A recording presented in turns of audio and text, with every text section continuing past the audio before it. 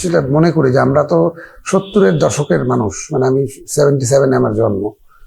তো আমি তো আমাদের শৈশবটা দেখেছি 2000-2005-06 পর্যন্ত। আমি তখন এই ফেসবুক, এই ইনস্টাগ্রাম, এই টেলিফোন প্রীতি আসেনি।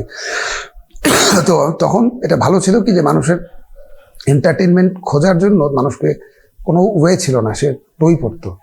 আমরা অসংখ্য, মানে আমি বলবো যে সবাই বই পড়তো, মানে যে মিনিমাম শিক্ষা আছে যার, তার বই পড়া ছাড়া কিংবা সিনেমা নাটক এত অ্যাভেলেবেল না যে হাতে চট করে এটা নিয়ে সারাদিন ঝুঁকে আছে, মাথা নত হয়ে গেছে আমাদের।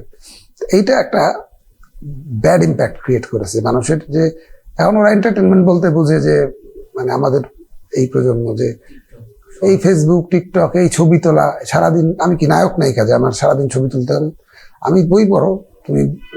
যখন লেখাপড়ার প্রভাব কমে যায় তখন দেখবেন যে আপনি এই সমস্ত মানে মানুষের, ধরেন যে আজকে আমরা ছোটবেলায় ধরেন যে বড় বড় মনীষীর জীবন পড়ে ফেলছি আমরা, মহানবী থেকে আরম্ভ করে গৌতম বুদ্ধ, আমরা জিসাস ক্রাইস্ট, ম্যাক্সিম গোর্কি, আমরা অনেকের ছোটবেলায় জীবনই পড়ে ফেলছি। আমরা পড়ে ইন্সপায়ার্ড হইতাম যে হ্যাঁ যদি এমন হওয়া যেত।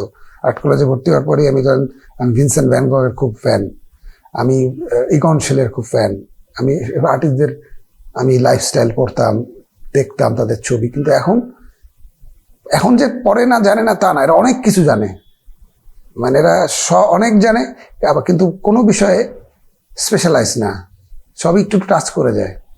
এবং এই যে নিজেকে দেখানোর যে টেন্ডেন্সি ইজ ভেরি ব্যাড।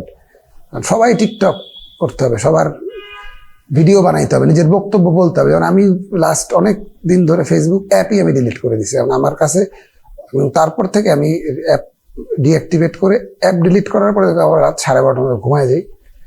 আমার কোনো মানে এখন আর আগ্রহ নাই যে কার বার্থডে, কে কি বললো, আমার কি প্রতিক্রিয়া তৈরি হলো, দরকার নেই।